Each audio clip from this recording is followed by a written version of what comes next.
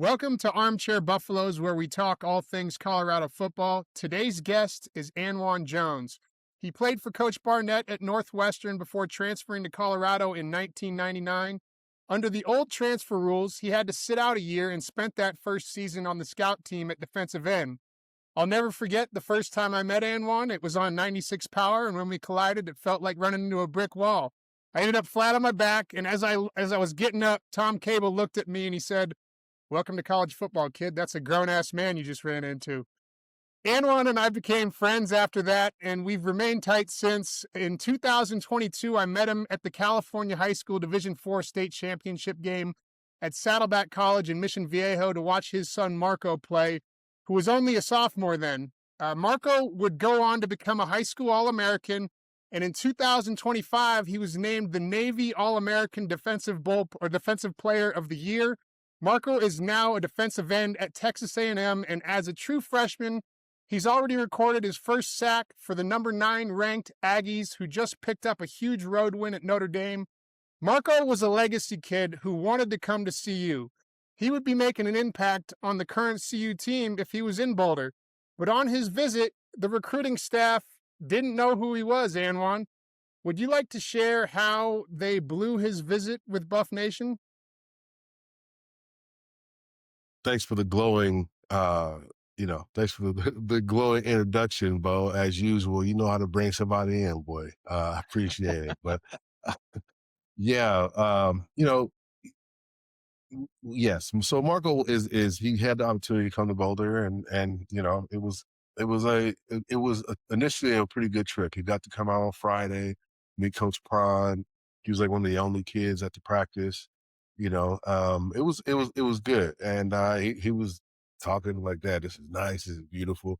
I didn't push CU because I wanted him to see it for himself, and when he went out there, he was like, "This is incredible." And then the vibe and the energy it was brand new, so it was still a little getting to know each other and understanding what Boulder is all about for the new staff and whatnot. But so yeah, he ended up having a pretty good visit, and as it were, they were going to take some pictures or something, and they were like, "Hey man, we can take the pictures tomorrow after the game. Like we want to spend some more time." So he spent more time with some of the coaches and just try to build some rapport and a relationship with them, and I thought it was, I was getting glowing reviews, and then the game happened, and it was an incredible game. Atmosphere was crazy. Celebrities on the USC game, sidelines. right? USC Oh, game with Caleb Williams. oh yeah, incredible game. After the game, it was a tough game, hard fought game. After the game was over, the recruits, he was there as a recruit, and recruits went back into one of the rooms and whatnot, and they were going to go take pictures or something.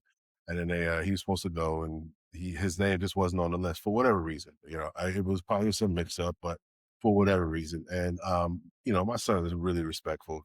You know him, and this is an old story, and so I'm bringing you asked, so I'm going to answer, right? But we've since moved on, so let me just say that.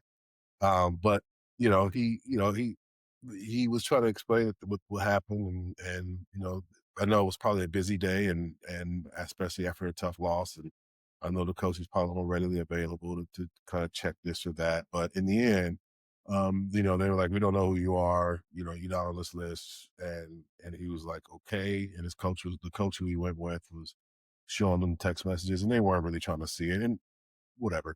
So in the end, they asked him to leave, and so he went about his way, and I mean that was kind of the end. That was the grand opening and grand closing of the recruiting journey at Colorado. Yeah, it's kind of like getting shut at a nightclub. It doesn't feel good. Marco, in my opinion, was a huge miss for CU. But like you said, it's exciting to see he's moved on and that he's found a home at A&M, and I'm looking forward to watching him play the rest of the season. We got a lot of SEC territory kids on the Colorado roster, which is great. But if you look at CU historically, our best teams were built on California talent, Texas talent, and by keeping the top Colorado kids in state, and with the Pac-12 gone, there's no longer a conference identity on the West Coast. And I think that creates a major opportunity to recruit California. Yet this roster only has 5 players from the state of California, and it shows that we're under recruiting it. Prime won Super Bowls with the 49ers and the Cowboys, whose training camp is in Oxnard, so you know he's got fans out there. I don't understand why we aren't loaded with California kids. That said, the Buffs looked a lot better this weekend against Wyoming. It was a game we should dominate, and for the most part, we did. The defense stepped up, and the offense finally found some rhythm. Salter hit some big shots downfield. Sincere Brown continues to look impressive. The Miller boys are starting to shine. And Quentin Gibson is making plays in the return game. Our punter, Bob, he's got a 58-degree wedge for a leg. And Salter, I thought, made some smart decisions to pull the ball down and use his legs, which really helped the run game. What are we thinking on what are your thoughts on the Wyoming game, Bob? Yeah, going into it last week as we talked, I was honestly a little worried. I didn't know how we'd come out against them. So I was impressed how we played, and I was really impressed. I'll talk about the quarterback. I think Salter played really well. Maybe it was really helpful for him to sit down a week and not be in the game and watch it from the sideline because he looked like a different player. I feel like the first 2 games, he didn't throw it overly well. He missed some throws that were there, and honestly didn't use his legs as much as he should have, in my opinion. So in this Wyoming game, he looked like the guy I think everybody thought we were getting from Liberty, right? He did throw well. He threw it down the field well. And like you said, Beau, he used his feet when he needed to. So that's the guy we need offensively. If he continues to play like that, we'll be in a lot of football games. But if it's the first 2 game guy where he's missing open players and not tucking the ball and running, we're going to struggle. But if he plays like he played against Wyoming, we got a chance. So I was very happy with the way they came out and played against a team obviously coming down from Wyoming. We're fired up to be in Boulder to try to challenge us. AJ, did you get a chance to see the game? Of course. Of course. I thought that, the QB, he actually looked like he was a vet, right? But the first couple of games, he looked not poised. He was making rush decisions. It looked like he didn't know what he was doing. It looked like he was he brought his veteran poise back to the game. And the game almost looked easy for him. When you have weapons like Sincere, dude, come on, 22 miles an hour. What are we talking about? Like, that dude is fast. He looks like he floats on, like Marcus Stiggers. He floats on water. It doesn't make any sense. Yeah, we did what we were supposed to do last Saturday. We've got another big test this weekend, a chance for redemption against the 3-0 BYU team that dismantled us in the Alamo Bowl last year, who through 3 games has outscored opponents 130-16. What are we thinking on this game, Bob? It's going to be tough. It's going to be a challenge, right? I mean, coming off the bowl game last year and the way they just hit us in the mouth and beat us up for 4 quarters, you got to expect the same physicality coming here. Coach Barnett and I were joking yesterday. They got to bring 2 planes because they got to bring their wives and their kids on the road games with these grown men. I mean, these are grown men coming from BYU. It's just different. They play sound football. They're disciplined. They play hard. They play physical. I think it's going to be tough. It's going to be a tough game. Now, I'm not saying we can't win the game, but we're going to have to play the best we've played all season to compete against these guys because, like I said last year going into the bowl game, they're tired of hearing about Prime. They're tired of hearing about CU, right? And that's how they played against us. So I wouldn't expect anything less when they come to Boulder on Saturday. AJ, thoughts on BYU? Well, I think that, to your point, the wives and all of the family members that are coming along, they got some old men, but they do have a freshman at quarterback. And so if you can get to Bear Bachmeyer and get him uncomfortable, you have an opportunity for him to make some poor decisions and be able to hand that ball over to us. So, I mean, there's some opportunities there, but they're going to have to put together a really good defensive scheme in order to take advantage of the freshman. Yeah, I agree. BYU's talent is obviously a step up from Wyoming, and I do think we have some room for improvement. I was at the game on Saturday, and I thought on Salter's touchdown throws, the one to number 8 Williams, and the one to Sincere Brown, I thought that he was just a little bit late with those 2 balls, which I think you can get away with against lesser talent. But I'd like to see that ball come out a little bit quicker this weekend, Bob. And I'm hoping to see continued improvement in the run game as well. And our defense has another big test against a very physical team. Um, and I think that we really need to continue to improve there. It seems like there's some cohesion that's starting to take place, which you would it makes sense considering a lot of these guys are brand new, and I want to see the chemistry continue to build over the course of the season. Any more thoughts before we sign off, guys? Yeah, no, I agree with you, Bo. I think because of the portal, and that's how we kind of survive right now, of getting talent, right?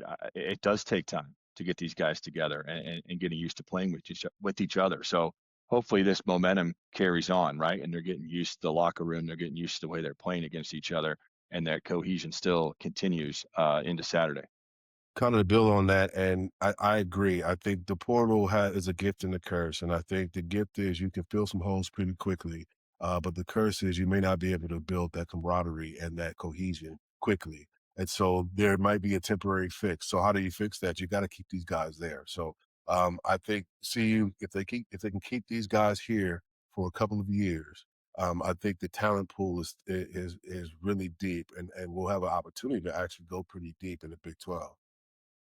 And I want to ask you, AJ, as a guy that transferred over from Northwestern and had to sit out a year and ride on the scout team for a year while you did, I mean, how do you feel about the transfer portal?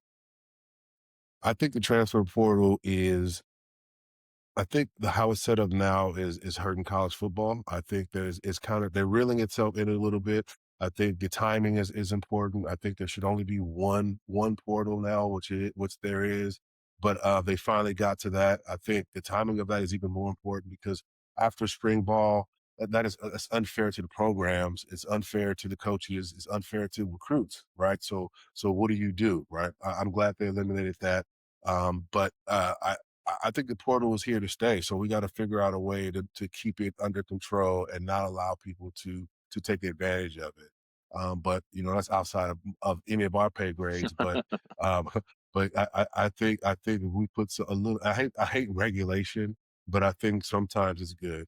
And in an absence of any kind of, we can't even see the finish line in this thing.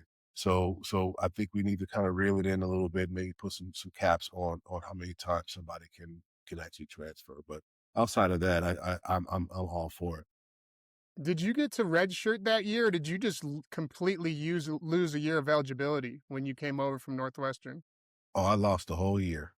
Wow. And so Yeah. this is coming. This is a take that's coming from a guy who lost a full year that feels like there's some regulation that needs to be implemented. So that's interesting. All right, guys. Well, that's all the time we've got for you today. A big thank you to Anwan for joining us today. Best of luck to Marco this weekend against Auburn. If you enjoyed the show, give this video a like and hit that subscribe button so you don't miss future episodes. Go Buffs. Go Buffs. Giggle and go Buffs. All right, boys.